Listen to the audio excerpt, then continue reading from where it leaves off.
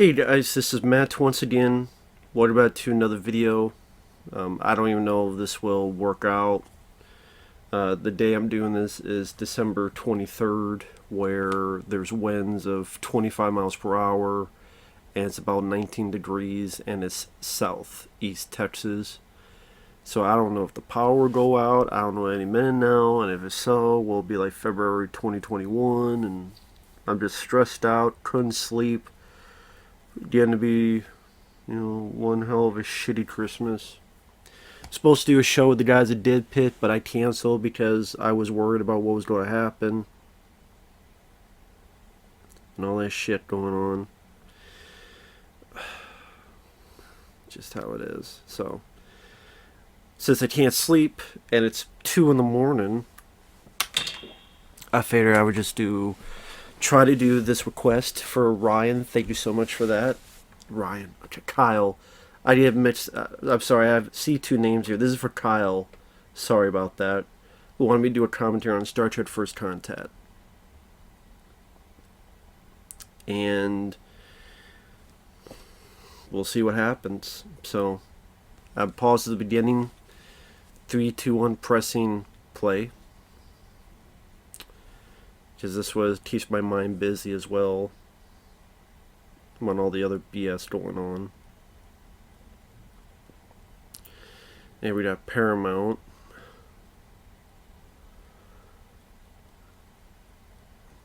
Now, Star Trek, me growing up, I grew up with the original show, having certain episodes on tape, and then the first 6 movies, which I like and I prefer, are my favorites. I was never into Next Generation. I've seen a couple episodes and haven't minded them, but I'm not hardcore on it. I hated Generations. I would say of those movies, like 7 through whenever, this would be the best one because of the whole Borg plot, where it becomes almost an action movie. You know, the Borg, this unstoppable enemy, Patrick Stewart having this past, where he's a bit vengeful. And that's the stuff I like the most. The stuff on the ground with Jonathan Frakes and Marina Sirtis, and they're trying to get this guy to James Cromwell to unleash this. I didn't really care about any of that. I mean, the actors aren't bad, but I just didn't care because I'm so invested in what's going on. It would be like if aliens, right, in the middle of the shit of the xenomorphs trying to get in to try to kill Hicks and Newt and Ripley. We keep coming back on Earth. Ripley's dad or Ripley's mom or whatever, or fucking the Hicks family having some kind of domestic drama or comedy bit. It just wouldn't. Whatever. It kind of hurts the flow a bit to me. Like, you really get into the plot of the Borg, and then we cut away to some comedy or James Cromwell getting drunk or something. I didn't. Even this film is uneven to me. I like the film, but I don't love it like other people do. I do think it's better than Generations, because that was total dog shit. It's very boring. You kill off Captain Kirk in such a dumb, stupid way. Insurrection was really boring. That was like a lame episode of a TV show. Nemesis wasn't that good. It was kind of a shitty remake, wannabe Star Trek 2, Wrath of Khan. And I think this is the first movie of Star Trek Jonathan Frakes directed. I guess, sort of a nod to when Leonard Nimoy directed Star Trek 3 and 4. And I thought this was a really good shot, sort of coming out of the eye and seeing the vast collective of the Borg. And if the audience didn't see the episodes, you would understand a bit of what's going on, and if you did, at least you get to see the big scope of the Borg collective. Swirling camera work, nice touch. I know people have mentioned that if you watch the show, that the characters on the show are different from the characters in the movie, meaning Patrick Stewart on the show was not an action guy at all. He was very kind of cold but calculating, and trying to be logical, trying to be diplomatic, trying to solve everything with words, words, words. I guess they figured in a movie that would be looked at as boring and not as eventful. So then in the movie, it's he gets the phaser gun and he's trying to be a bit more action guy and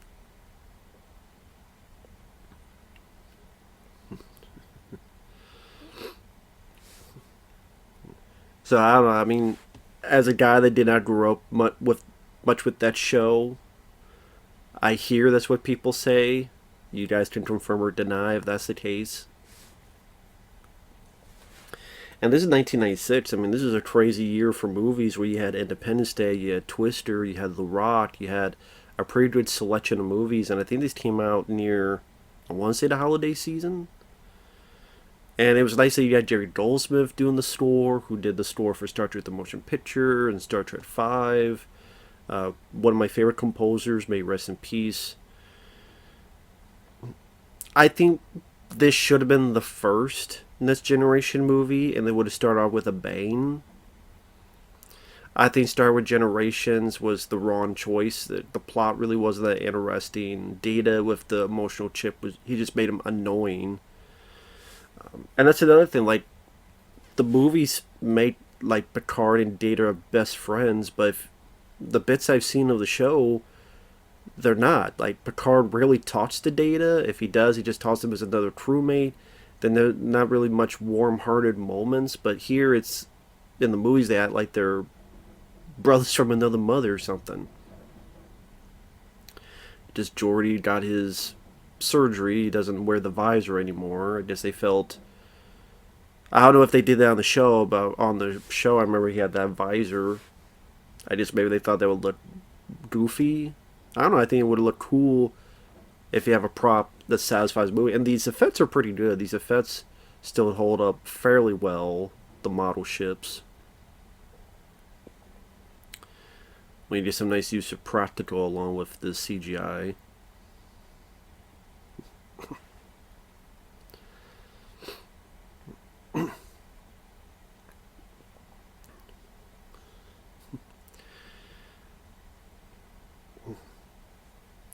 And that's kind of the weird thing is that Jonathan Frakes is kind of the second command, but he never ever deals with the board at all in this movie. Maybe it was one of those things that maybe he could like direct all that stuff with James Cromwell. I don't know if they did that first or they did that last. It seems like you just do all that stuff in one bit and then move on to the stuff on the ship. So I don't know about the making of what they did first. Did they just did all that stuff first or they did all that stuff last? Or maybe it was easy for him to do as a director.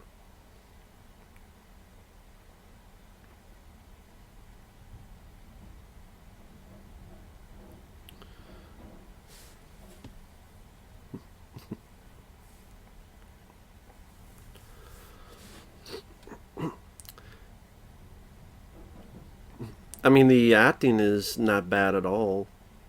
You know, Patrick Stewart before he went nuts, like all these celebrities go nuts. You know, like talking about how what was the new Star Trek Picard, something about Trump and all this stuff, and it's like Jesus Christ, really, you too, Stewart? Goddamn. And I've heard only the worst of things of Picard. I mean, I'm not a diehard fan of the character. I was more of a Kirk guy. That's what made me pissed off about what happened to him in fucking Generations. I know there's a book that if you read the book, like Kirk comes back and that deals with the board. Like that would have made a better movie than Generations if you don't follow that plot, but no.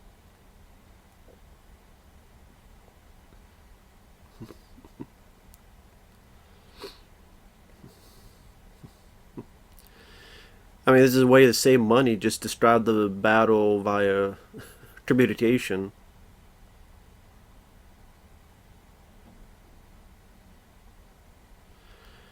Now you have Data. The other guy on the panel is Neil McDonough, who is Bison, that Street Fighter Legend of Chun Li, and Neil McDonough was in a lot of other stuff. Usually a bad movie. This is one of the few he's in that's actually a good movie. And because he's not part of the main cast, you pretty much know he's going to die. It's kind of like the red shirt on Star Trek. If it's not Scotty, if someone had a red shirt, they're going to die. Hey, who's coming to the planet? Kurt, Spock, McCoy, and Adam. Gee, I wonder if Adam's going to make it.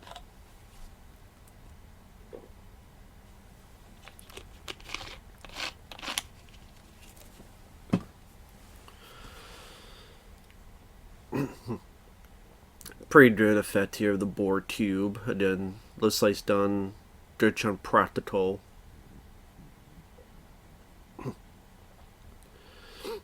Into the swirl, I mean, the effects don't look too bad here for 1996.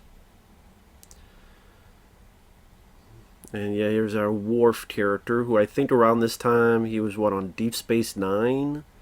So I guess they had to try to find a way to get him back here. Okay, he's in the middle of a battle, he gets picked up, now he's with them. It has one of those action movie lines, assimilate this later on.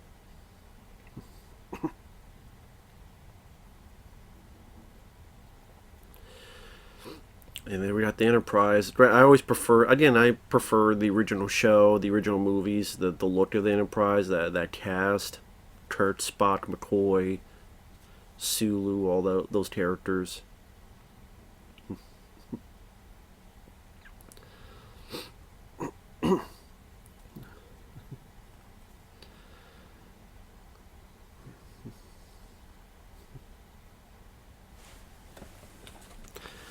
Maybe I can look real quick to see if there's any trivia I could look into.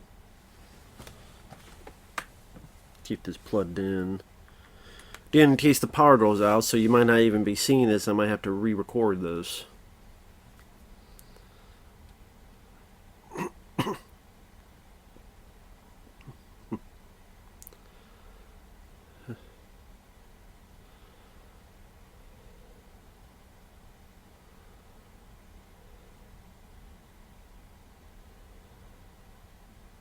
Blowing the shit out of the heart of that. And there you go.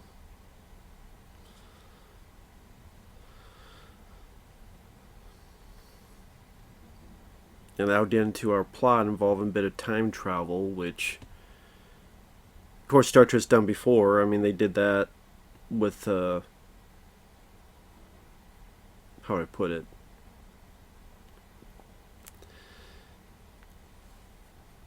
Star Trek 4 dealt with time travel, and that's considered by, not all, by, is either that or 2 considered the best or the favorite of the original franchise.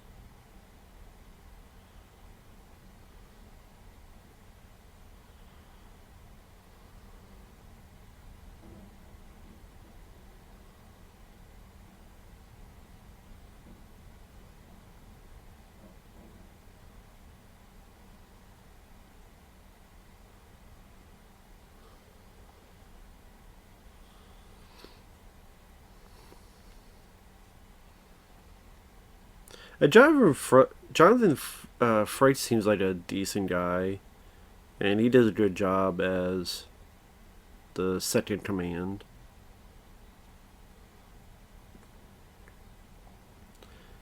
As we get in the time travel aspect.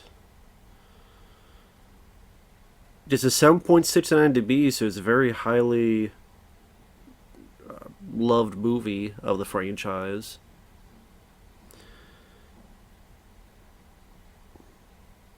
And I'm trying to see what we got here.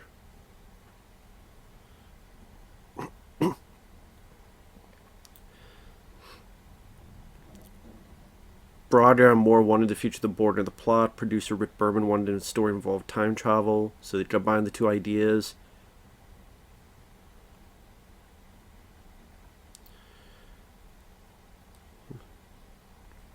Let's see.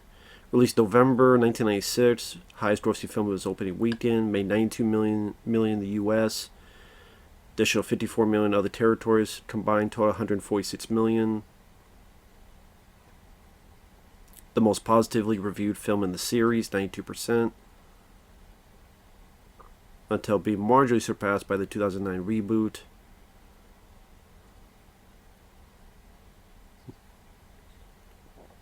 course, there's the parallels to Captain Ahab with Jean-Luc Picard.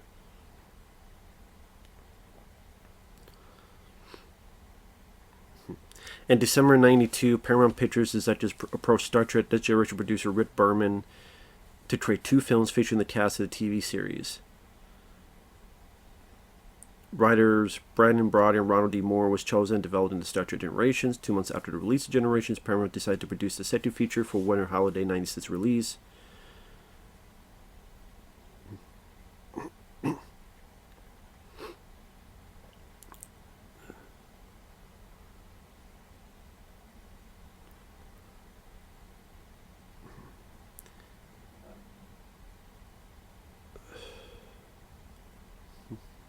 Okay.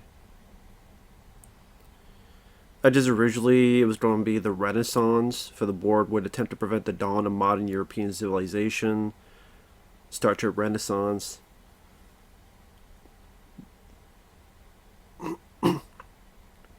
This sounds like a shit idea.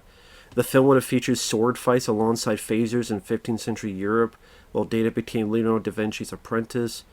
Moore was afraid that it risked becoming campy and over the top, while Stewart refused to wear tights. Broderick, meanwhile, wanted to see the birth of Star Trek when the Vulcans and humans first met. That, to me, is what made the time travel story fresh, he said.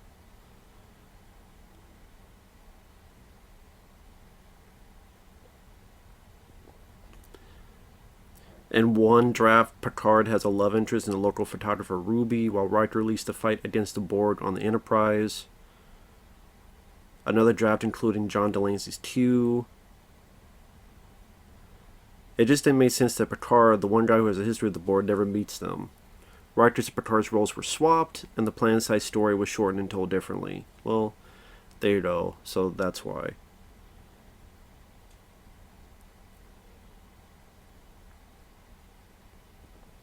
Second drive was titled Star Trek Resurrection.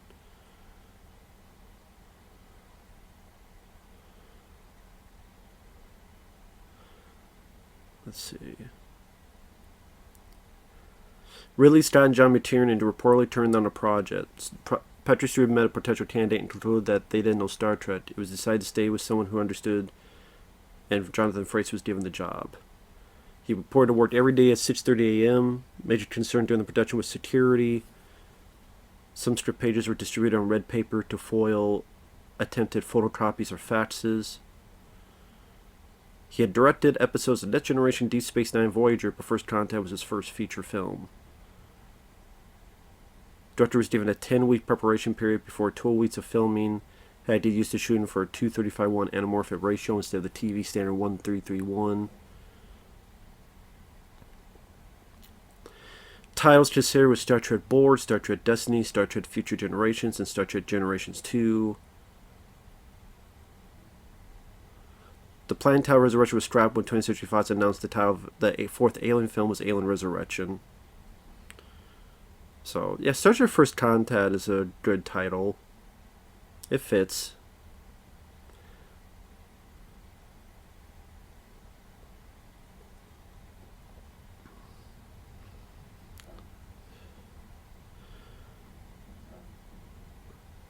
Only 4 pages of script had to be filmed each day, as opposed to 8 on the TV series.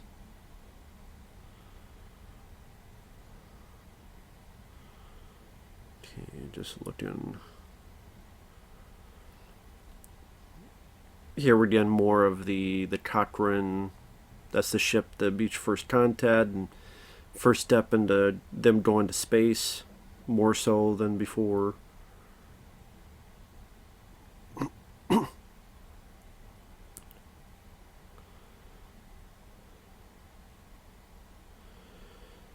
Yeah, this was the third Star Trek film Jerry Goldsmith did.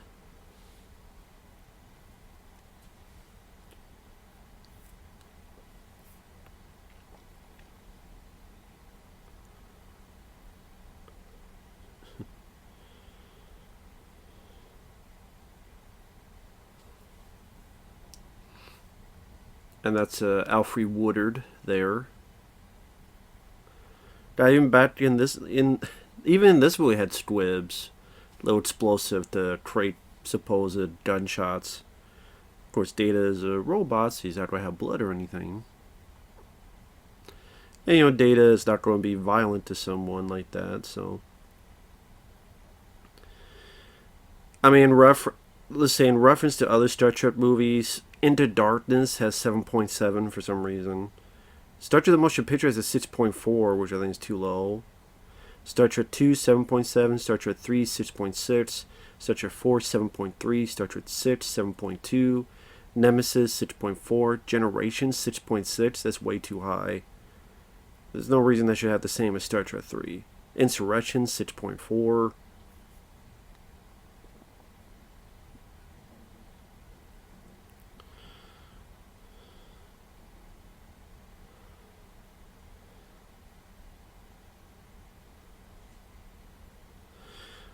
Although his name is never given in the film, according to Star Trek canon, the Vulcan who salutes Zefram Cochrane is named Solkar, the grandfather of Sarek, and specifically the great-grandfather of Spock.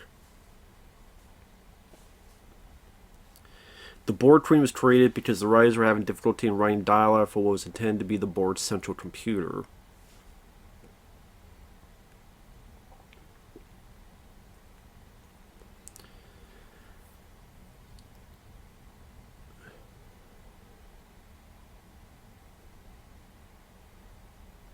Whoopi Goldberg was not asked to return, even though her character had a long-standing enmity with the Borgs as shown in previous Star Trek projects. She learned about the decision through the newspaper. She said, "What can I say? I wanted to do it because I didn't think you could do anything about the Borg without my character, but apparently you can, so they don't need me."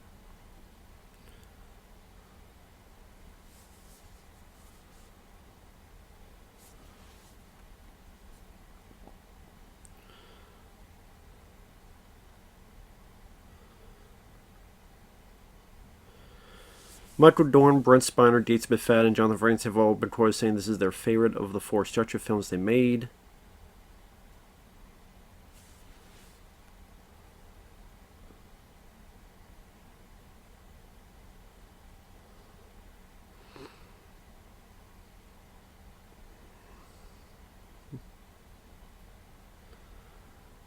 Let's see. James Trammell claimed that Cochrane was the closest of any of the roles in his personality in real life.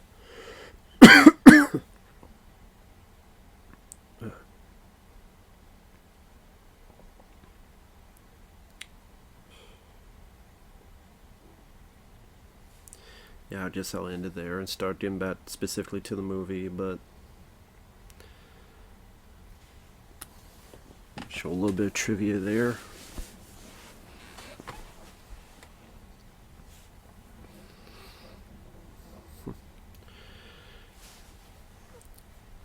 This is the first inclination that someone's boarded the ship and becomes almost a little bit of a horror film feel.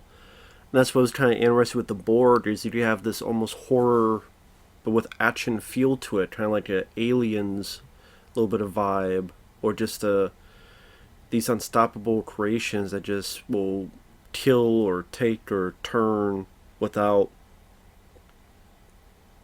any care in the world. Emotionless, no pity, no fear. This is like your Terminator type.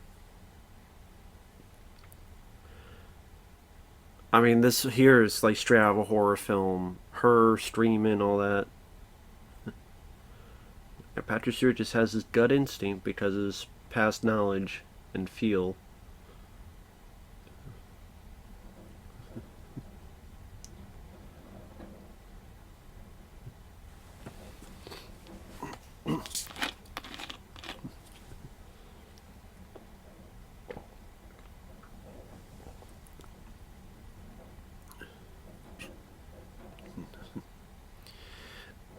Now, why wouldn't Picard tell them, "You stay here because I think there's a..." Like, he could explain in less than a minute.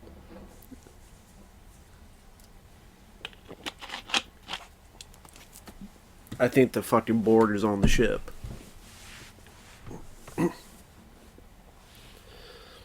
And that's what I mean, like, this stuff here is when the movie kicks in. This stuff here is the most interesting, this kind of siege movie. It's a siege movie. It's our characters are trapped with the bad guys, and it's taking more and more of the ship, and they're having less and less room to go, and they have to figure out how to take back their own ship, escape. The numbers are dwindling of their crew.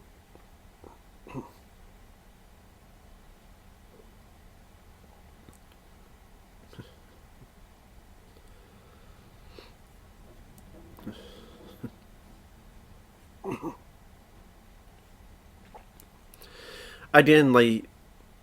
He could have told this to the away team. Like, I have a. I mean, he obviously had reason to believe it.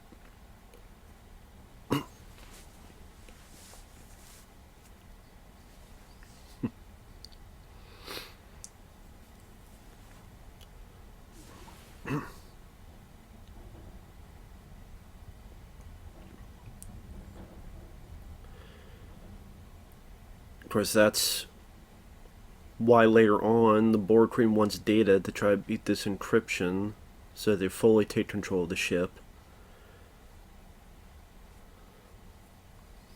And the doctor is Gates McFadden, who of course was on the show.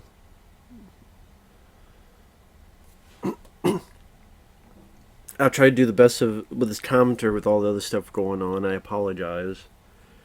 There's Robert Picardo, who I believe was on Star Trek Voyager.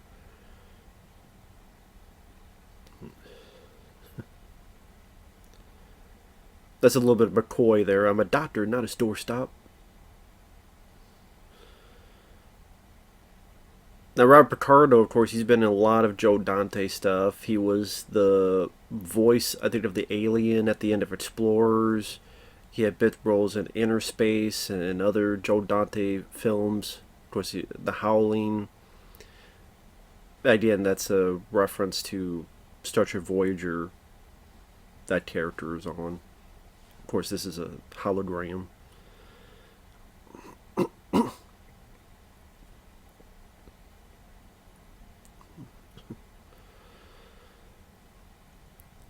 But that's the thing, is like, you get into the story, you get into the trying to delve a bit more intensity.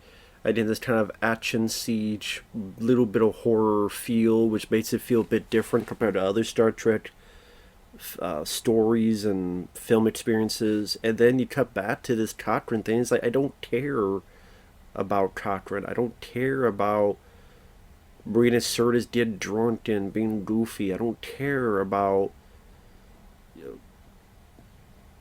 I mean, think about it. A good chunk of that cast never deal with the better part of this movie, which is the Borg. Like Geordi and all this stuff.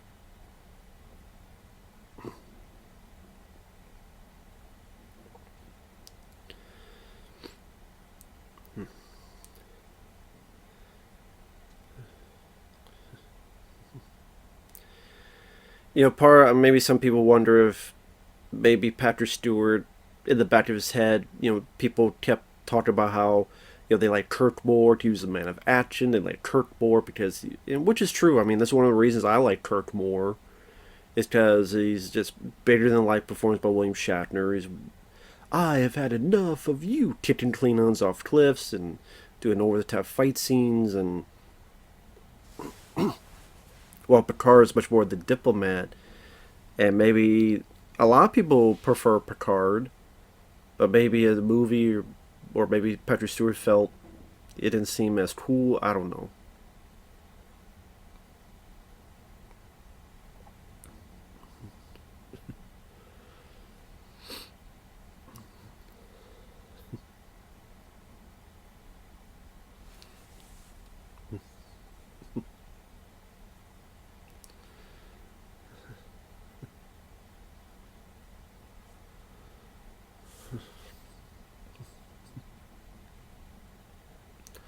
Again, this stuff isn't bad. It's just it interrupts the flow. Like, oh, what's happening on the Enterprise? What's happening?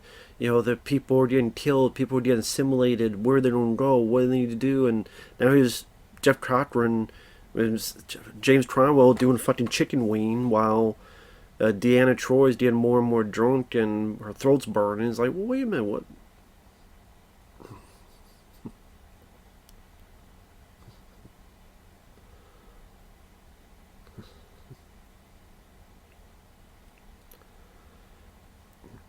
Also, isn't one of the things about Troy she's like a telepath or something? And I don't think that ever comes into play in this.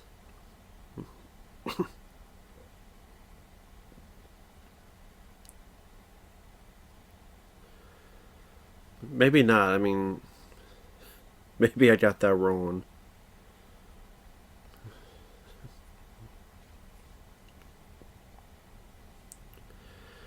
Maybe they felt this brought levity to the intense situation, so they felt this was needed or something. I don't know.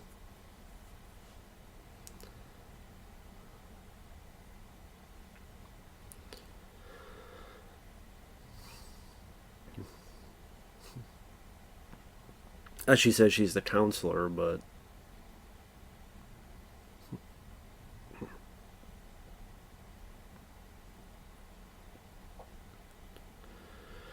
I know when I would watch this in the past, I would honestly just fast forward these scenes. I would absolutely like fast forward these scenes they did back on the ship with the Borg going on.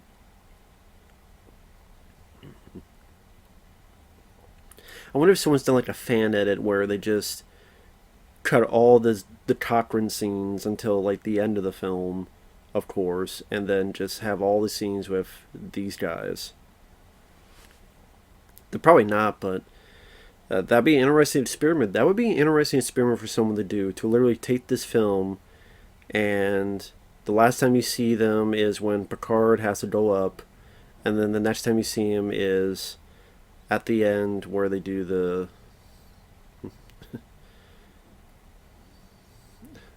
first contact run. That'd be an interesting experiment for someone to do.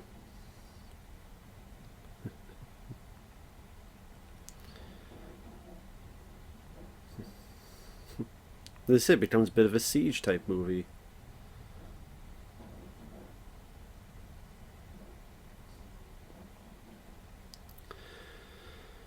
I also never liked this whole emotional chip thing. I mean, I did put in that, what was it, from the show, then the especially Generations, mainly Generations, they added that in, and I don't know, it made the Data character more annoying when that stuff happens. Like to me, he's much more easy to deal with without the emotion. Funny enough, like him being emotionless.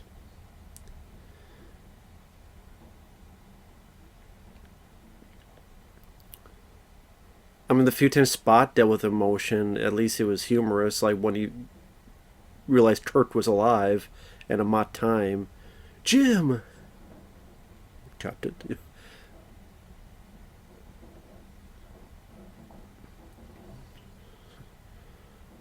Of course, Worf, the Klingon. Again, there's always that funny thing, which I know they mentioned in the episode how, like, Klingons, when you look at the old show, they look very different than the Klingons here. And there's an episode where, was it Deep Space Nine? They go back to one of the episodes of the original show, and Worf is on there, and they're like talking to the Worf, and it's part of our past. We do not talk with outsiders. I just didn't think of a better explanation, so just do it that way.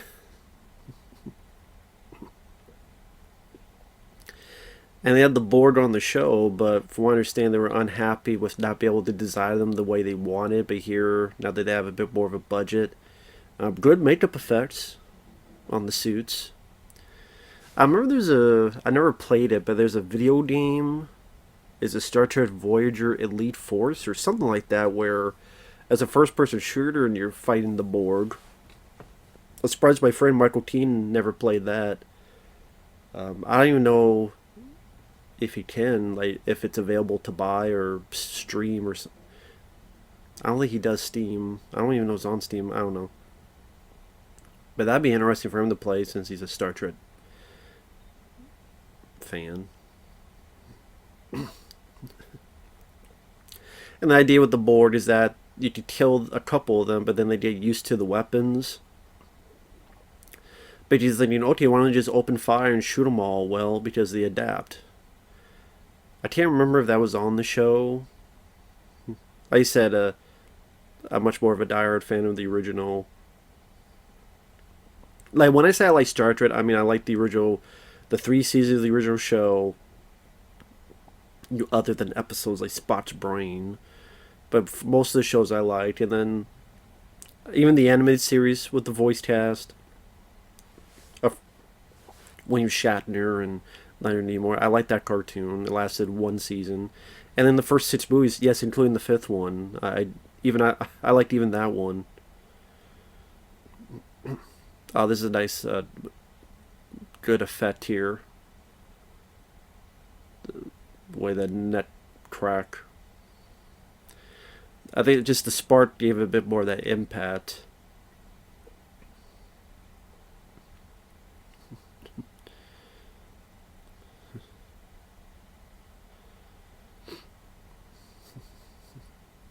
Data definitely showing a bit of that power, throwing that motherfucker.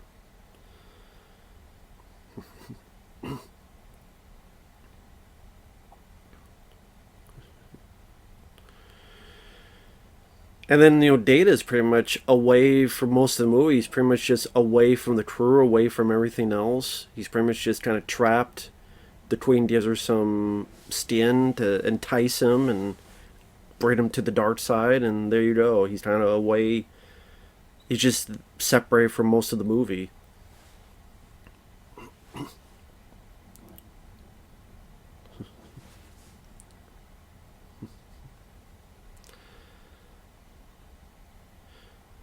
I know some of the phasers is a bit different. Like I remember in the phasers, like sometime like you would blast them and then they would disappear, dissipate. Well, other reasons.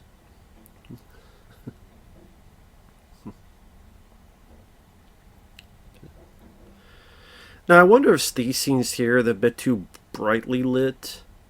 You think maybe they'd be a bit more like what's all that stuff on the side? Like these green, these yellow screens. What are they meant to implement? These yellow screens, like there's like these yellow stripes. Like there's a equal sign, then there's a diagonal swipe. Like what's that all meant to detail? Well, even that thing behind Data's back of his head, like what is like all these lights? That looks like one of those things that remember you had those globes and you put your hand on and the electricity goes to your fingers. Sort of kind of reminds me of behind Data's head. Like what does that actually do? We got like all these type of colors like neon. Like we got green, we got purple, blue.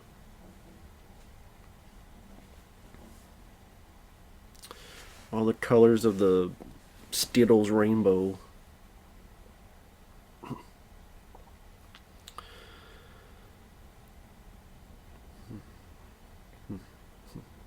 And here we have the Borg Queen. I forget her name. Was it Alice? I forget the actress's name. Because the internet on my computer doesn't work because the wind is blowing so much on the dish. Just like 20-25 mile per hour wind, so that ain't gonna work. I guess I could check my phone again, but I don't want to keep using it because I want to save the data in case something happens or such. So, this is right into his stall.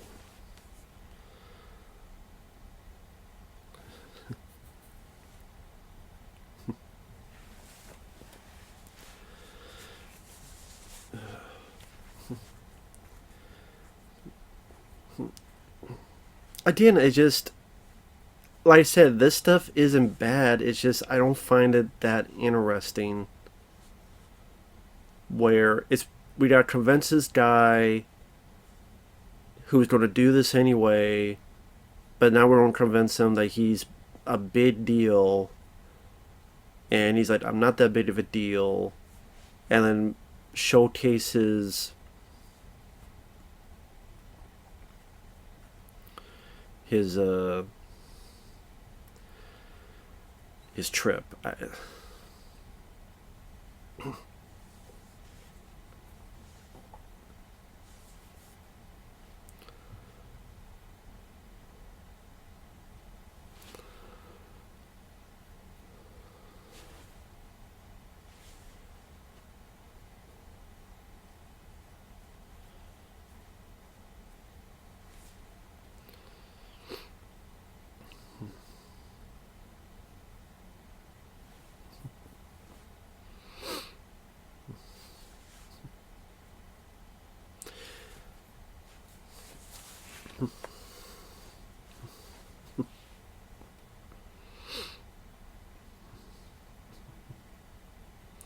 Sorry, now I'm getting to the. Now I'm just watching the film.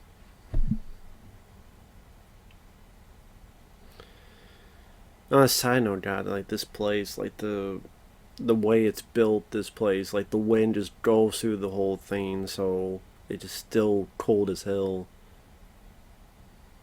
No matter what. That's why I'm wearing this. Like I'm literally touching the carpet, and the carpet is cold. Sorry about that, Kyle.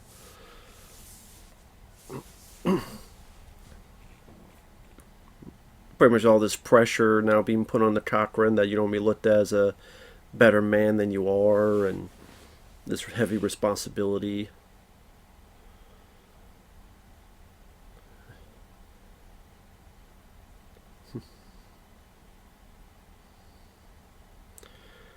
Oh, he got the name of the movie, Star Trek. Towards Star Trek nowadays ain't even the Star Trek before. Star Trek nowadays is more political, even more so of, I don't know, leftist political shenanigans where Picard is looked at as a dumbass, or we're cool and hip because we say fuck 85 times, and there's no sense of hope. There's no sense of. That's the same with a lot of this older Star Trek. There was a sense of hope and possibilities of what we could be in the future. I mean, that's not. I guess you say that's implied here with the Cochrane stuff that mixed in with this stuff here.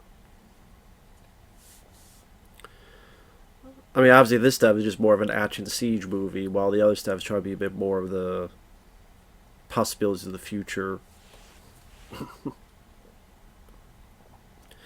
Well, that's kind of a cool shot. You just see the red lasers at first, and then them come out of the darkness.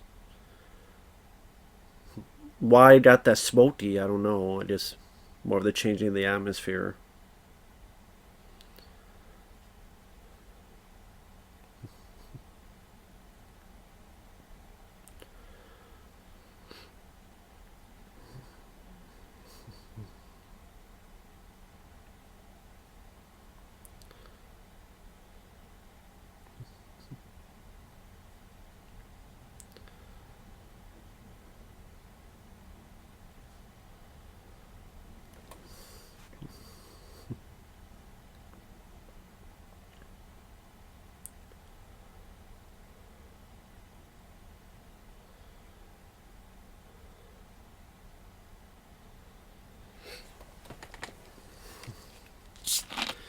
I guess, so I'm not just having silence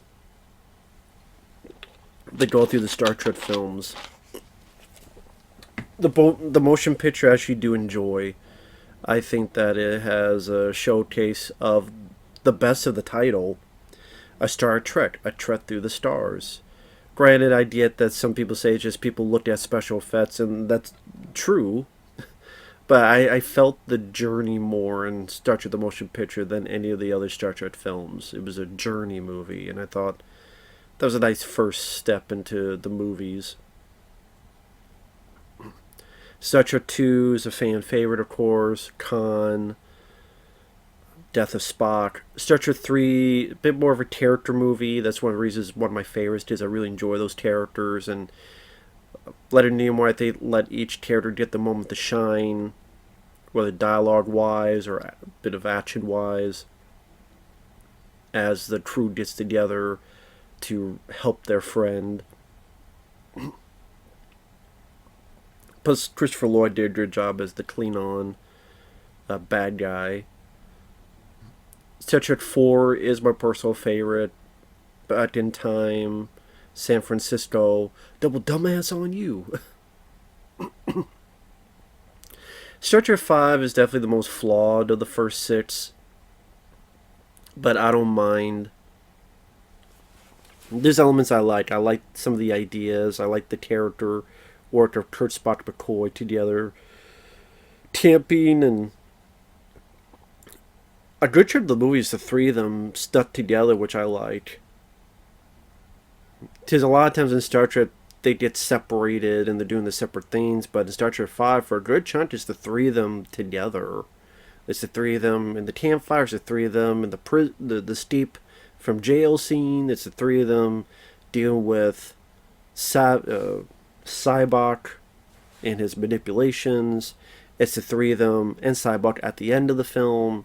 And that's one of the things I liked about it. It's, of the 6 movies, it's the one where the three of them are together the most throughout the entire movie.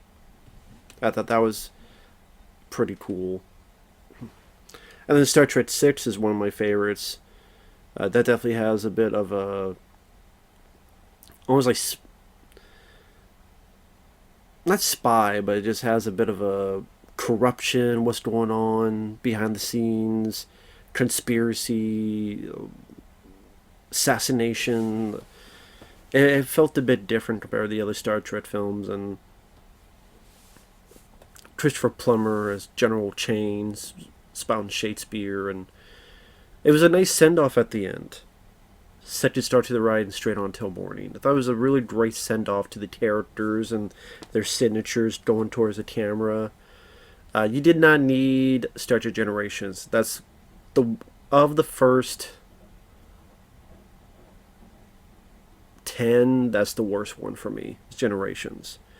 It's so boring. It's so inconsequential. And the way they dealt Captain Kirk and then him dying on a bridge or falling off a bridge, it was such a disrespected character. I have no idea why the fuck William Shatner said yes to it. I'm sure he regrets it now, but he never should have said yes to it. He never should have said yes. I'm kind of wondering if... I'll look one more time. Yeah, but he should have said no. That's why Leonard Nimoy said no, and he was right. Leonard Nimoy's like, what are we doing? Like, we had to send off in 6. What? Now, Leonard Nimoy did appear on an episode of the show Next Generation, as did, I think, McCoy appeared in very heavy old age makeup, and then Scotty appeared where he was, I forget the circumstances of how he appeared. But yeah, Spock appeared, Scotty appeared, and then an older McCoy appeared.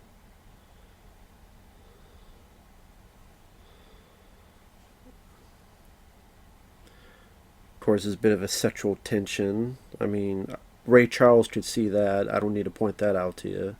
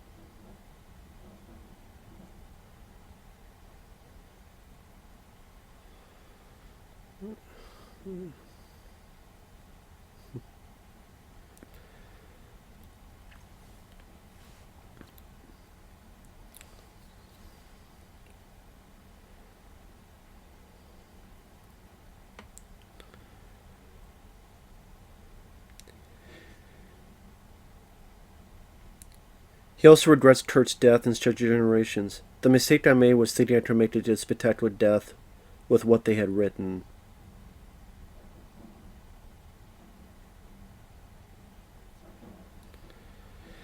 J.J. Abrams, apparently William Shatner thought with the later Star Trek, maybe there's a way could have found to bring back his Kirk.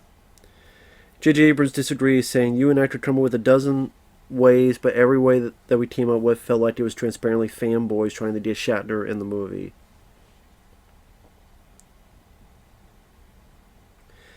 While Shatner says JJ doesn't need to worry about being a deet. He's a fabulous movie maker and this is science fiction. Well, I mean, he's not a good filmmaker, number one.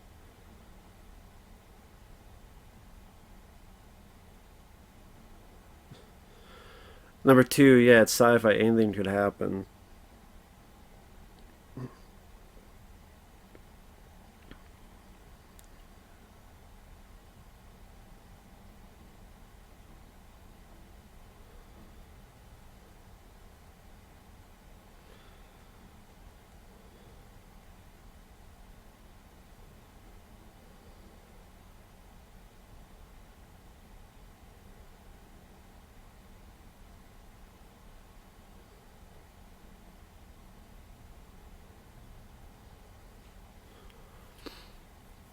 And George Takei, I don't know what the hell his problem is.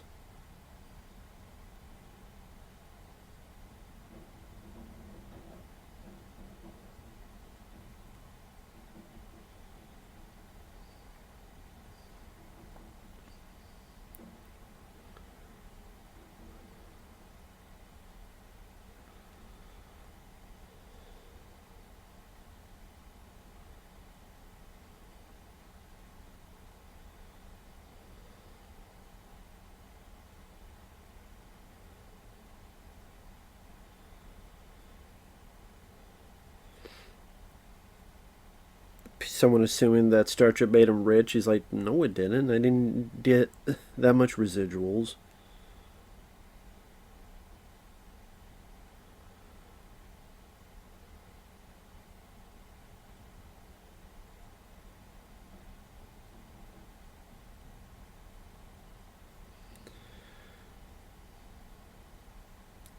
Pretty much, George Takei talks about William Shatner's going to space, saying he's a 90-year-old guinea pig. Going to show a great deal more on wear and tear on the human body, so he'll be a good specimen to study. He's not the fittest specimen of 90 years old, so he'll be a specimen that's unfit.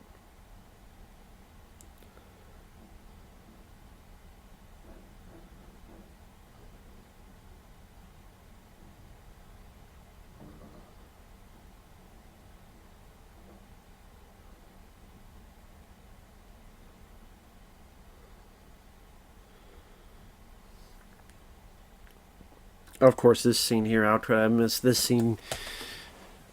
This whole thing with the VR and him going crazy, and just you rarely got to see Picard like this, which I think turned off maybe some hardcore fans of the show. But for me, people who like knew of the show and glimpses of it, it's like, oh wow, he's getting pissed and angry and shooting the shit out of, you know, Borg. He's like, yeah, shoot the shit out of him, and then people go, well, that's not Picard. Well, I get the story they were telling here. This Captain Ahab being obsessed, being this kind of. Now, maybe he wasn't that way in the show after he was rescued and after he was cleaned up, but within the movie, I like the idea. I thought Alfie Woodard did a good job too. Her reaction, her like, what the hell, like, what's going on with you? You have this holier than thou attitude, but you're succumbing to quote our low standards. Like, what are you doing here? And the whole idea of the whole VR. Oh, that right there. That's Murdoch from the A Team.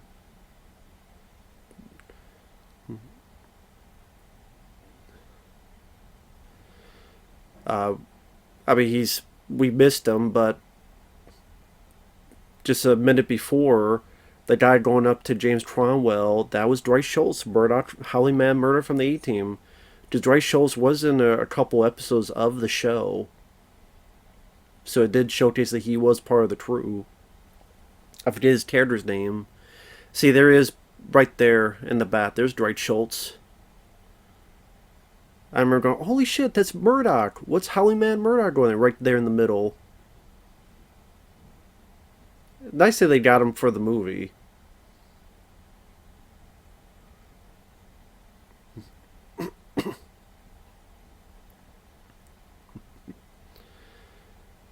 But again, being a big fan of the A-Team TV show, it's just nice to see Troy Schultz there.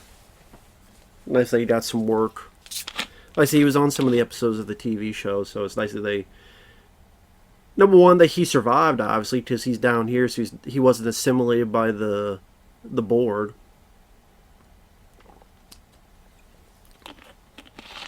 So that's nice. And like I was saying that stuff before, where it was nice that the whole VR thing, which that was part of the show, where you go in this room and I think the light bulb is going out. If it does, I'll just have to change it. Man, that light bulb. Sorry, I'm going off all these damn tangents. But I do wonder if you're a hardcore fan of the show. What do you feel about Patrick Stewart's portrayal of this? Do you feel it's not consistent with the show? Do you feel that this doesn't work because that's not how he was on the show?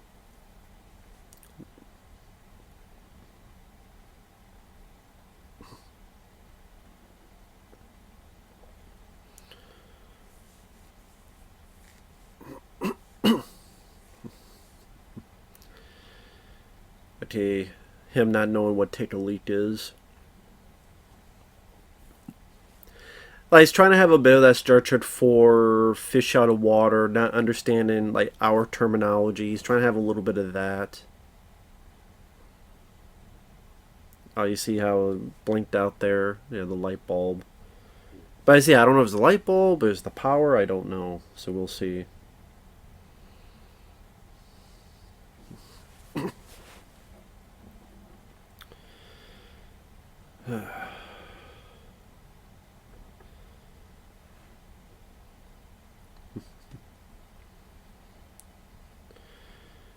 And you get Alfie Woodard's reaction though that this is a crew member, someone he knew, and he was so nonchalant about it that it seemed unworthy of a captain of a ship to be that nonchalant about your crew members turning and lack of emotion. Because again, that obsession, that Captain Ahab type obsession, that he disregards everything and anything else to get his job done, his prey.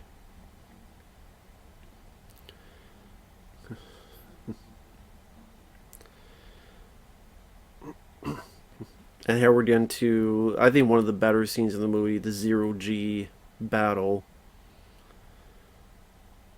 Because, again, obviously on the show you couldn't do this a whole lot because of the low budget, but because you have a pretty good size, I think they had, what, 45 million? Pretty good size budget for this kind of movie. Of course, nowadays, movies cost like 200, 300 million, so... 45 million sounds quaint compared to budgets today. See, that's what I'm talking about. Like, we got Picard, we got Worf, and we got Neil McDonough. One of these things is not like the other. One of these guys are dead. And it's the Neil McDonough. I call him that not because I have anything personal, it's just that he's involved with a lot of bad movies. I mean, from Street Fighter Legend of Chun-Li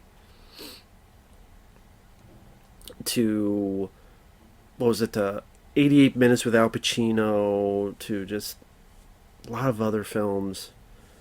Like, very few, like this, Captain America First Avenger, decent, good movies. Like, this is kind of cool, like, you're being upside down, like they're on the underside of the ship.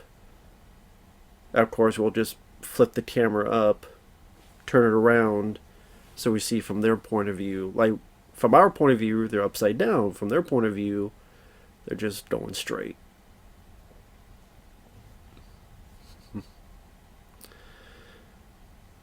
Like, that's a nice shot, pushing out. And further showcase the audience that they're on the underside of the ship. Just a cool idea that, again, you couldn't do much on the show, but with the budget, you can accomplish it here. Definitely one of the major set pieces of the movie.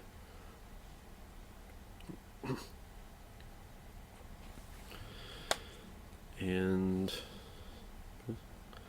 about 46 minutes left, give or take.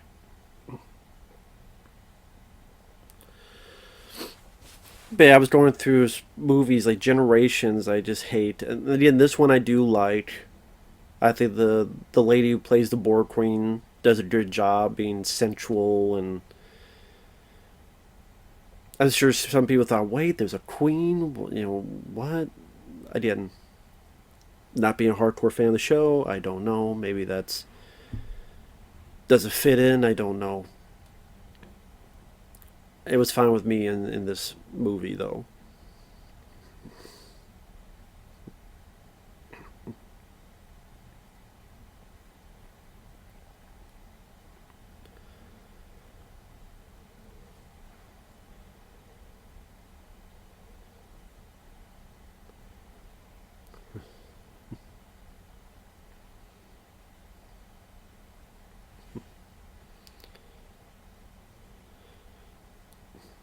This is when he gets cut and feels pain. Trying to entice Data to feel human, because that's his whole baggage of the whole show, is to he wants to be human and feel human.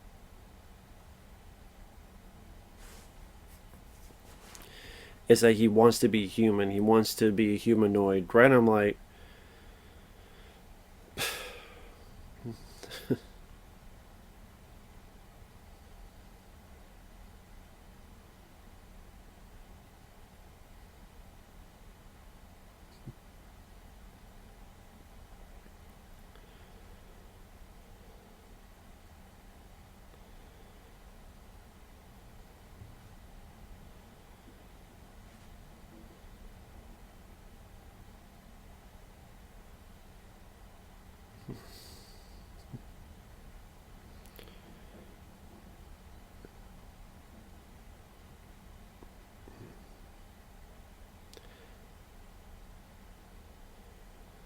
I just say sort of this central seduction of Data, and I just try to make the audience wonder if he'll.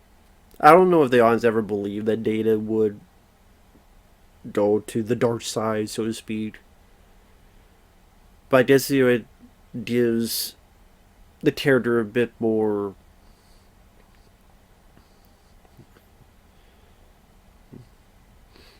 character work to delve into.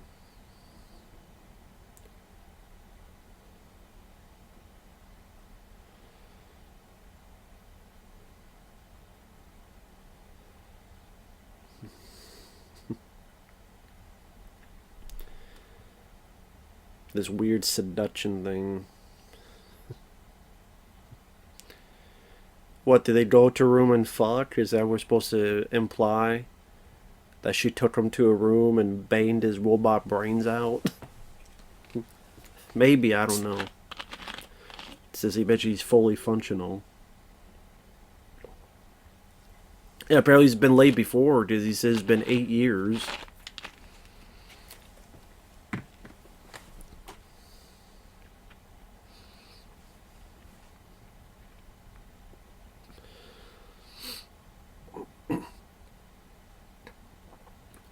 Anti-protons. As I said, we have to make up, because it made sense. Like, why don't we just shoot him? No, we gotta find a way to not be able to shoot him, to build up a bit more suspense. So that's the thing. Like, okay, we have this thing with Data. Will he or won't he turn? We got this thing, important business, and now we got this, run through the woods because some guy wants to be a drunk ass.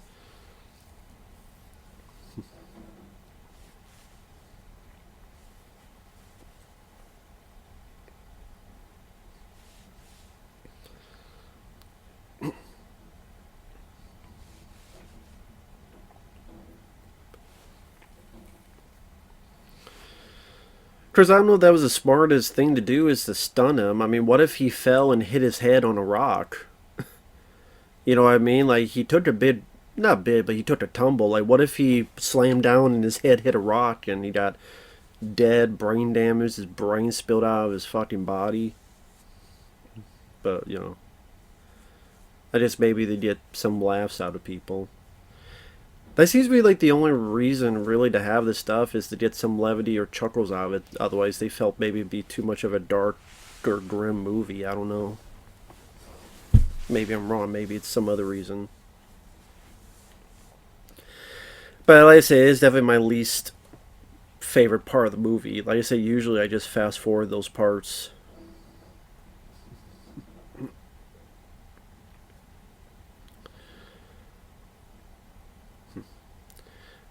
Of course, there's always got to be a bit more of a complicated way to do this. It's kind of like an Alien, like all those things to have this self-destruction. So you have this full thing. Remember Ripley at the end? Those things that rise up and push a button in and push them in. And it's not just one or two, but it's like four of them.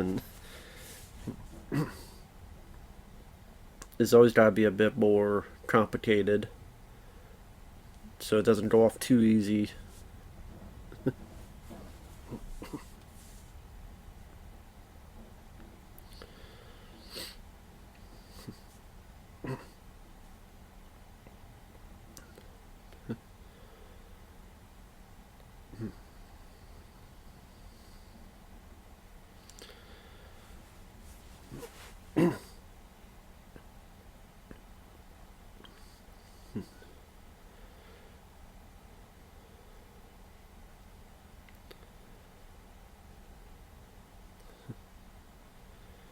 All this access denied, you would think they would absolutely know what they needed to do so that they won't keep getting denied.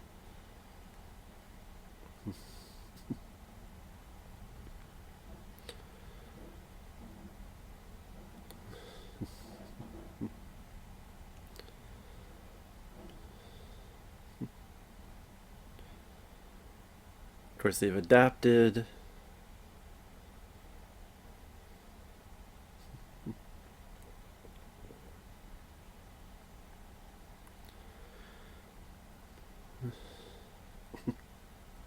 Let's say all these cards and stuff. Just I have to make it so overcomplicated to get this thing unlocked.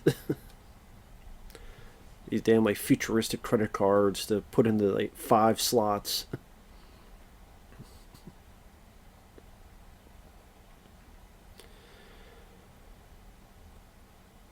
I mean, this is probably one of the few times you got to see Patrick Stewart as kind of an action hero type of guy, and maybe that was enticing to him as well. I mean, I'm trying to think of other movies. I mean, there's I guess a thriller where he's looked at as a paranoid towards safe men or something like that. He was in a film called Detonator, but he wasn't the lead. It was what was the Pierce Brosnan was the lead, and he was kind of the guy just talking to the hero. I think he was in Detonator, and I'm trying to think of other movies. He's Patrick Stewart's been in Life Force. He was in Conspiracy Theory as the bad guy. Yeah, I do like him as an actor. Yep, but again, of the three, one of these things is not like the other, and one of them is dead.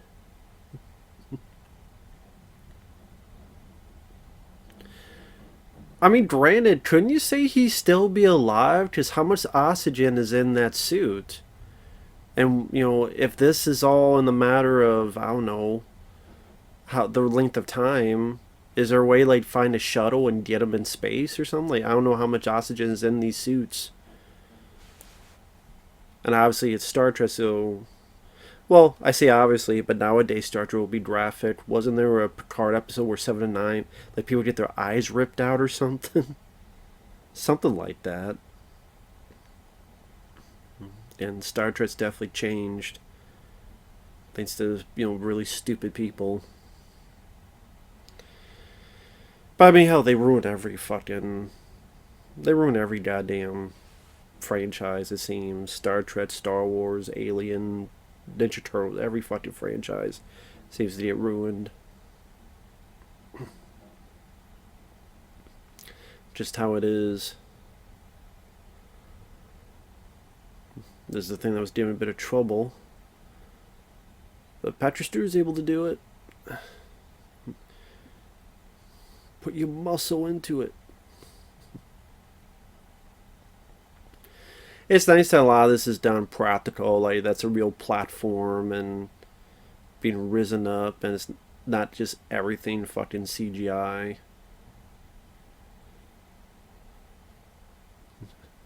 Ah, there he is.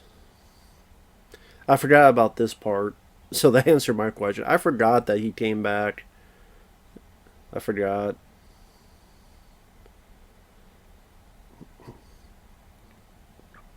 Now, you think this was smart? Like, you would just. There'd be easier ways to just rip the suit and make him blow up or implode. But yeah, Worf getting some badass moments. Saves the captain there. Have Patrick Stewart do a little bit. And this is Worf's action movie line.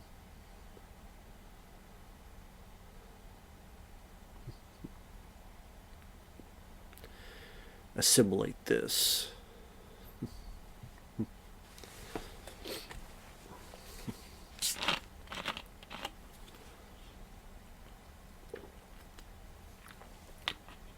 Now, of course, there's always that theme when you have movies.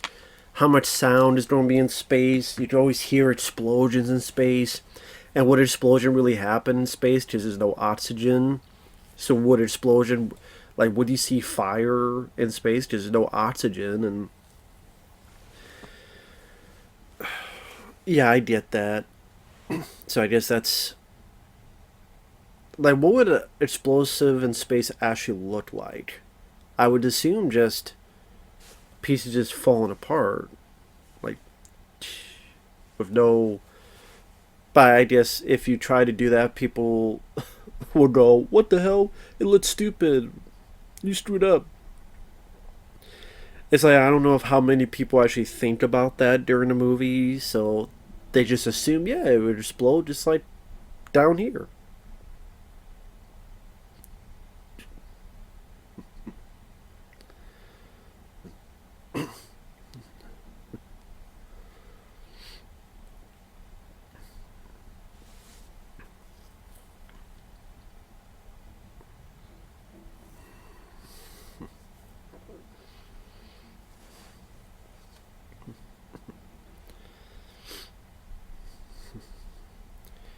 I mean, James Cromwell does do a pretty decent job, and he's been in quite a few movies. He was in Babe,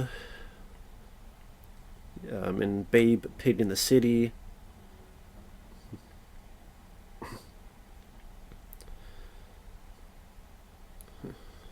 Yeah, money.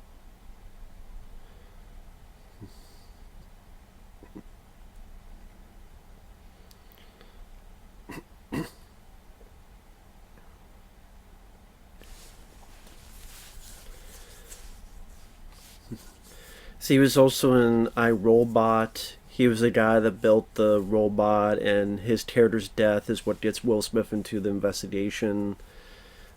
General's Daughter. He plays the general in The General's Daughter with John Travolta. He's been in quite a few other stuff. I think he was. Was he an Eraser, or was he? I swear he was in like an Arnold film. I can't remember. Can't remember all the movies he's been in. Probably one of the roles, this and Babe, are the ones more recognizable to people.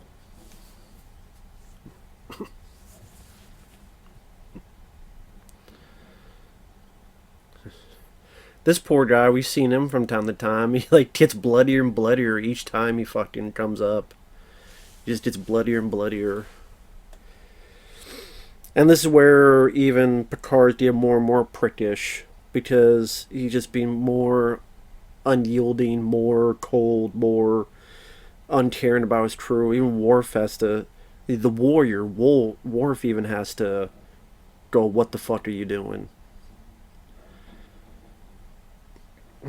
There's a guy just adamant not to give up his ship, just like Ahab adamant not to give up his boat. And if you don't get the Ahab reference, they literally tell you about in a couple minutes. Because Alfie Woodard literally has to talk to him. But Alfie Woodard does a good job. She's a good actress. I'm trying to think what else Alfie Woodard's been in. Was she in Olympus Has Fallen, or was that someone else? See, I'm bad with names and dates, and I've just always been bad with that.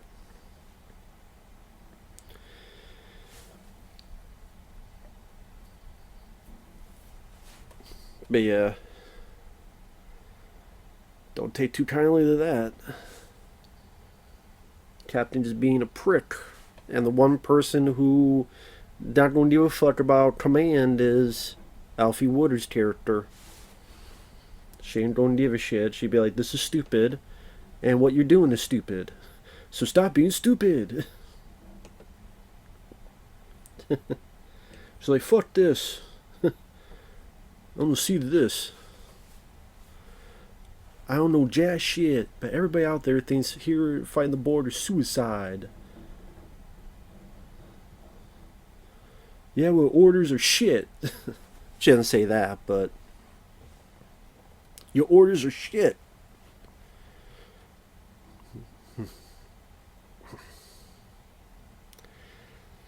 Again, just obsessed. Just purely obsessed. Vendetta. I just they need an Alfie Woodard character because the others are so known to following command and all this stuff that. I mean, some would say that maybe Picard's a bit different because people become different as years come and go. You're not the same when you're 12 as you are 22, and 22 you're not the same as you are when you're 42. But some are, some are, some are not. Just depends on the individual.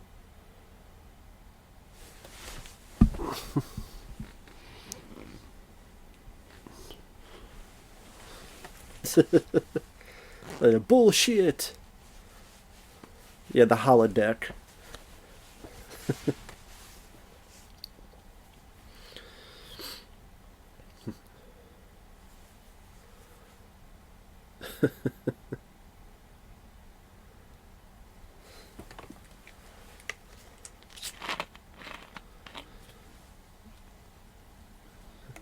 This is definitely one of the best. I would say this is the best acting performances in the movie. This scene, definitely the best acted scene in the movie.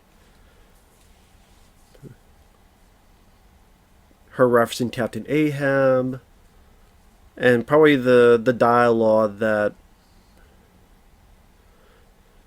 No.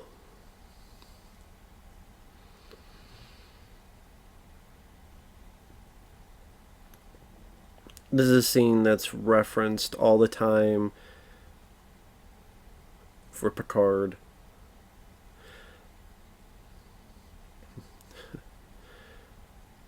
Too many compromises, too many retreats. They invade our space, and we fall back. They assimilate entire worlds, and we fall back. Not again. The line must be drawn here, this far, no further. And I will make them pay for what they've done.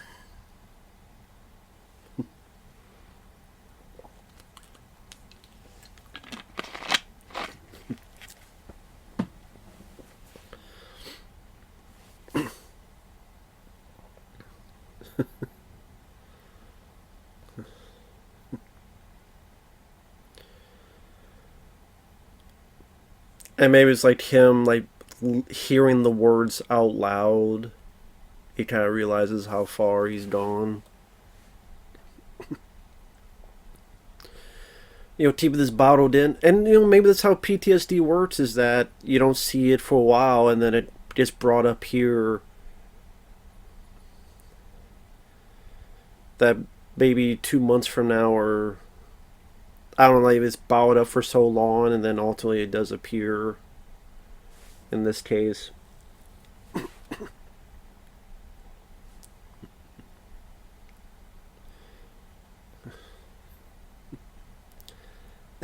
Actually, I never read it.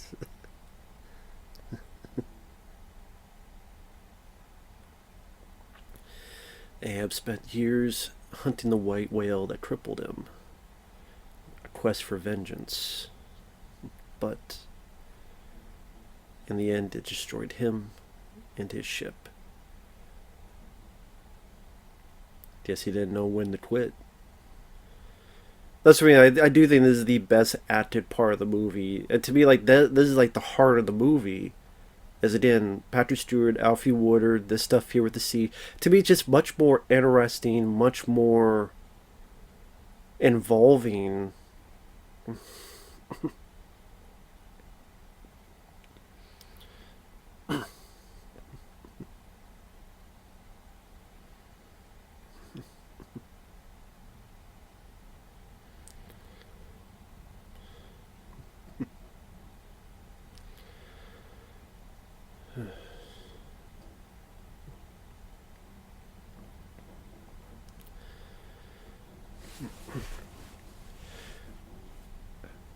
And don't get me started on Insurrection and Nemesis, like those movies. Like in Insurrection, it's so weird. Like they follow up, like First Contact. I guess they felt, well, we can't do an action one again, so. But you know what's weird? Like the most popular ones are the ones that feel a bit more action, but not overboard. Like the newer J.J. Abrams ones were overboard, absolutely overboard. And J.J. Abrams is a shit filmmaker. I don't care what anyone says. I mean, I didn't. I liked Mission Impossible 3 because I like Tom Cruise. I especially like. Oh, what's his name? Philip Seymour Hoffman.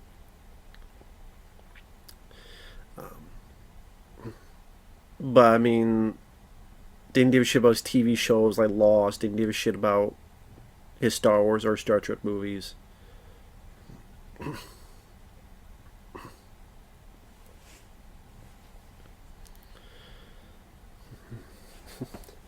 And now we did a bit more of the older Picard.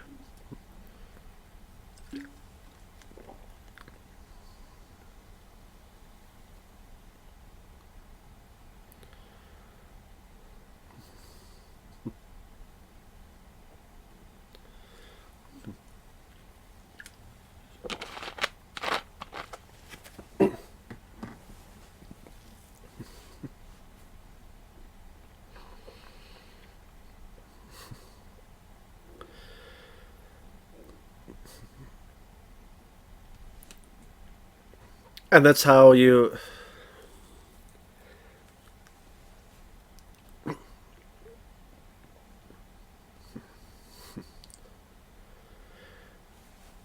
See, that's the thing that some people mention is that on the TV show, he didn't really have any affiliation or love for Data. It was indifference. But then in the movie, they kind of made that more so. I'm guessing they did that because of Kirk and Spock. Like, Kirk and Spock, you did feel that on the show. That Kirk and Spock were a team. I mean, like I mentioned, a mock time when he thinks Kirk is dead because McCoy gave him that sedative type of thing to knock him out and appear dead. And then Spock's like, I must turn myself in, blah, blah, blah. And then sees Jim. Like one of the few times to show genuine emotion. You get that. So it makes sense in the. I mean, what's the most memorable scene in all of Star Trek is the death of Spock. Will always be my friend.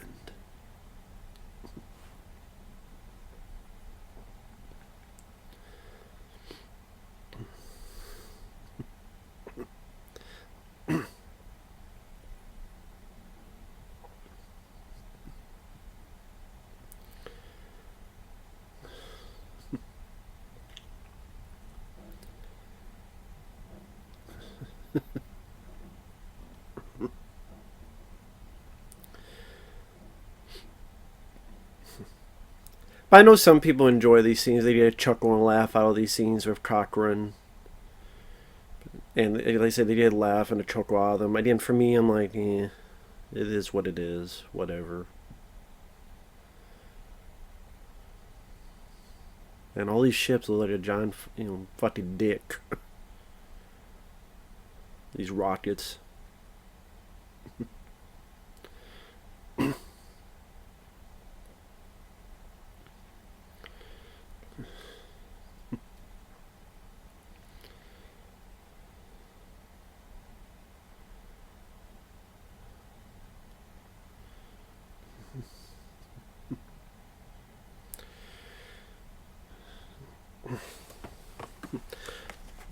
Sorry, no, I'm just watching it.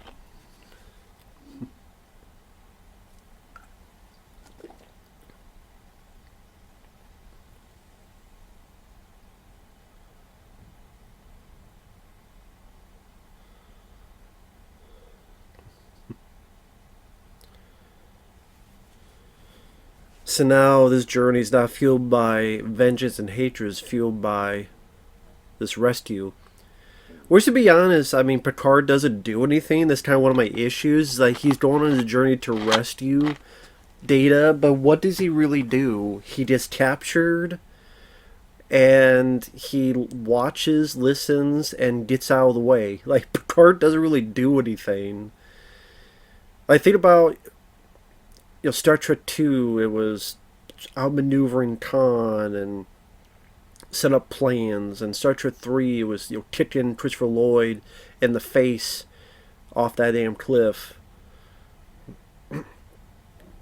Star Trek 6, it was Kirk getting the guy out of the way, and then was Scotty takes care of the assassin. And what does Picard actually do here? And that's kind of one of my little issues with it as well, is that Picard doesn't really do anything. Doesn't accomplish anything like Data does.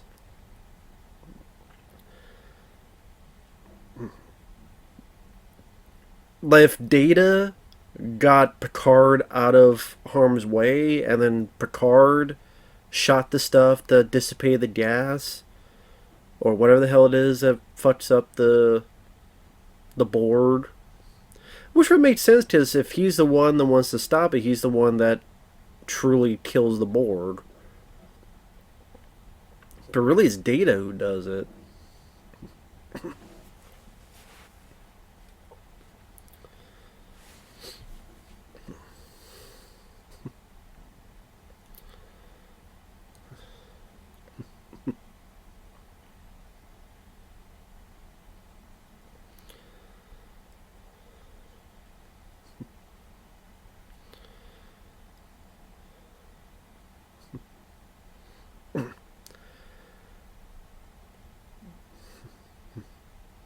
I kind of liked how the human are becoming more machine. This is a machine becoming more human with Data, look-wise.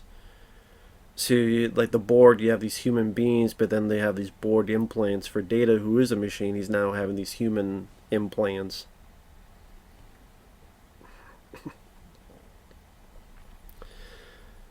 But was he really aboard for that long to make that much of an impression on the Borg Queen and such? Like, was he with the Borg for that long? I'm trying to remember.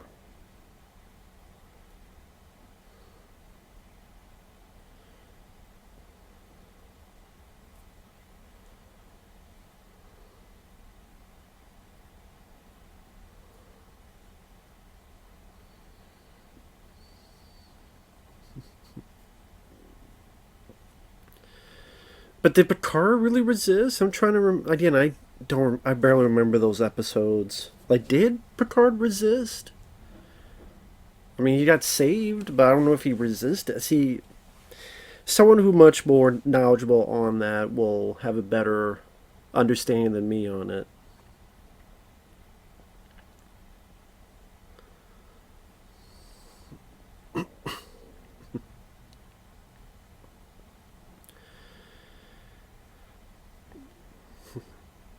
At least, and on a side note, again, the wind is still bustling here on the 23rd of December, and it's apparently for the next 12 hours they'll be doing that. So if it wasn't for the wind, I would be a little bit more easy with it, but with the wind, it's just more of a pain in the ass.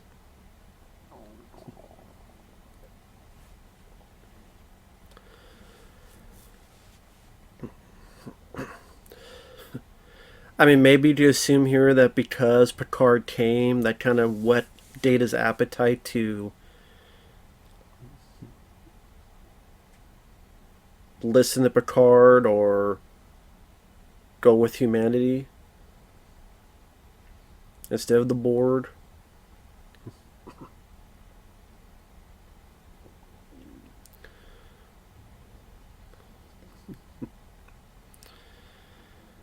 I guess it was also another way for, Brent Spine to show a bit more of his actual face.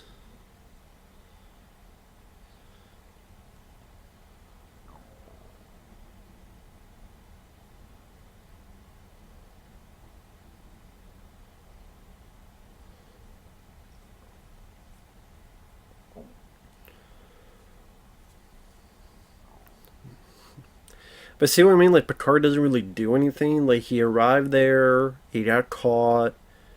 Don't they, like, take his shirt off and he's, like, tied down? And, like, Data does everything. Like, Picard climbs up, and that's really all that happens. Like, nothing else happens. With Picard, I mean. That's what I mean. You have your lead who you kind of, in this movie, trying to make a little bit of an action hero, and he doesn't really do anything at the end. It just, I don't know, just I wasn't really big on it.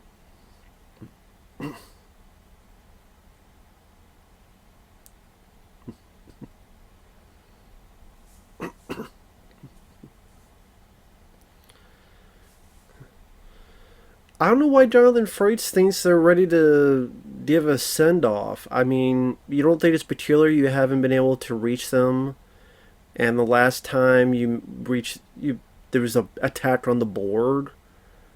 Like Jonathan Frakes, his character's like survival instincts are pretty fucking low if that's the case. Oh, we haven't been in contact with them for this long, and the last we just dealt with the board, and yeah, nothing could be going wrong.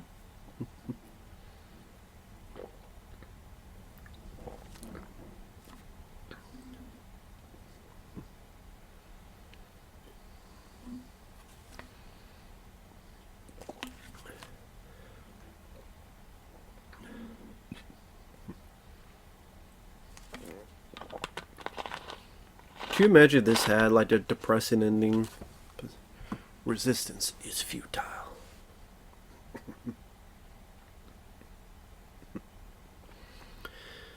Like Data set up the plan. Data is going to destroy all the Borg with this stuff, and then Picard just escapes. I guess they didn't take this shirt off. I don't know why I thought of that. He still has his. He's just in a shirt that you never see Picard in this type of shirt. It's like I'm gonna show some of my muscles this time.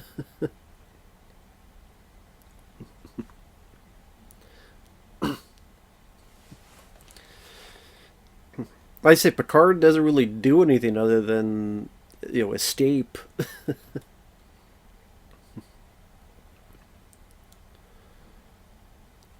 Like he doesn't even kick her down. Like he has to be the one to pull her down. It's not even like a Kurt, kicking Laura. Like he could have at least like kicked her down or kicked her off or something. No, it's like he's the one that dissipates. And the gas, yeah, you tell it's not the best effects. The gas thing. Some like early CGI. I guess hey, I guess if you kill the queen, you kill all the board. I guess collective.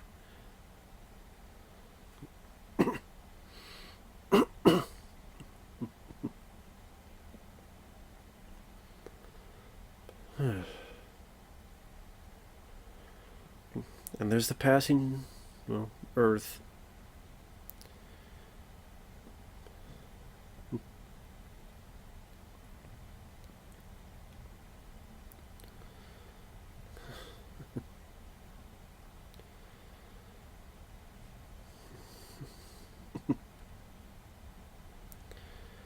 I think that's kind of what left. Even when I first saw this, I'm like, oh, okay, well, Picard didn't really do anything. Like, I mean, for me, like, I want the lead hero to do something at the end. I mean, think of all the movies, growing up, and I don't know, they just left a kind of a little bit of empty feeling. Like Picard didn't do shit. Data's the big hero of the movie, not what did Picard really do?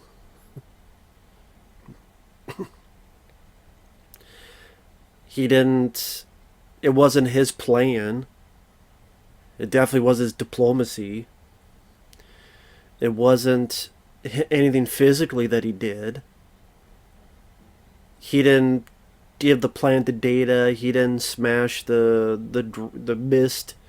He didn't even tip the Borg Queen down. Like, Data did everything. So, what the hell did Picard really do?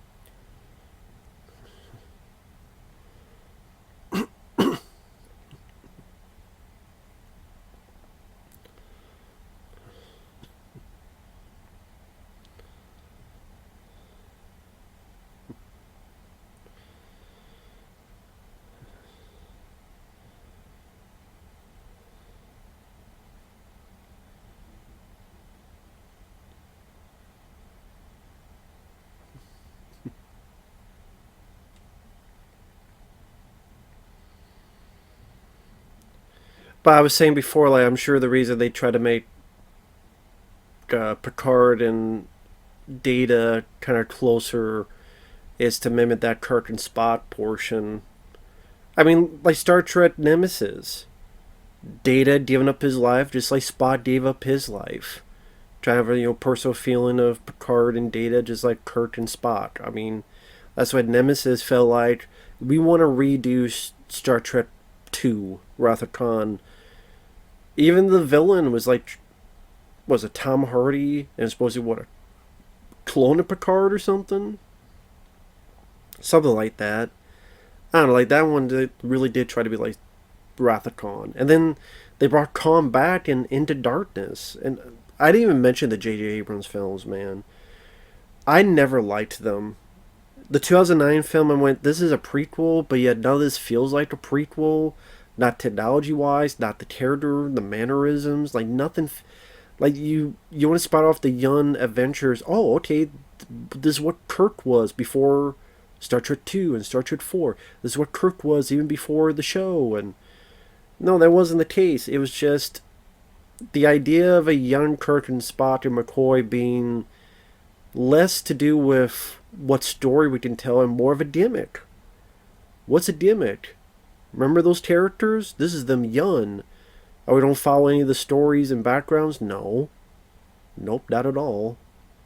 In fact, we're going to give you, in the first 5 minutes, this event happens, and it's a what-if story. It's an alternate story. It's an alternate timeline. That way you don't have to do all the work of trying to keep in tabs with the continuity. Now we can do just whatever we want. And in doing whatever we want, we just do Khan again in the second film, only Kirk dies and not Spock. And Spock goes, no! Even though he hated Kirk for like 90% of the movie. Like, dude, we've seen you guys in 2 films, and 90% of the time you hated each other. At least Spock seemed like he hated Kirk.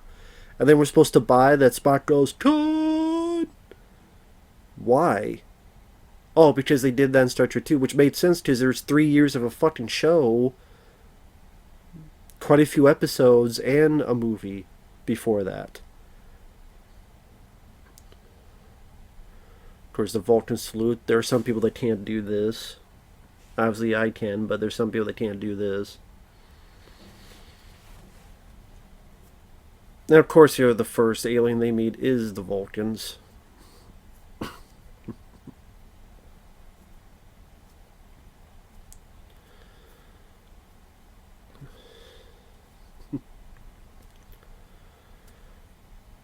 I just imagine like him explaining to Jonathan Frakes' character all the stuff he missed. Oh yeah, we had the Borg, and a shitload of our crewmates are dead because they returned to a Borg. And hey, remember that guy you met, Sam? He's dead as well.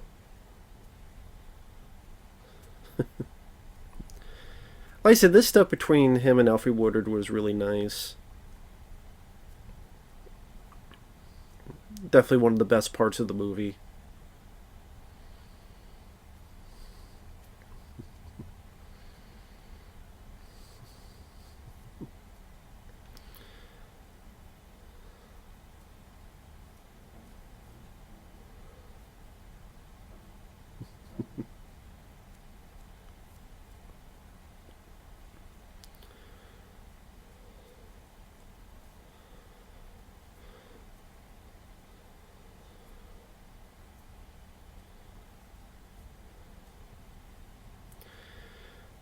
They really made it easier to go through time and time travel. It was so difficult. Remember how difficult it was in Star Trek 4 and the whole thing of going around the world? Now it's just, yeah, we could just recreate it and no problem. Recreate the vortex and just there you go. Recreate the vortex and yeah, sure, just happen to be at the same exact moment in the future.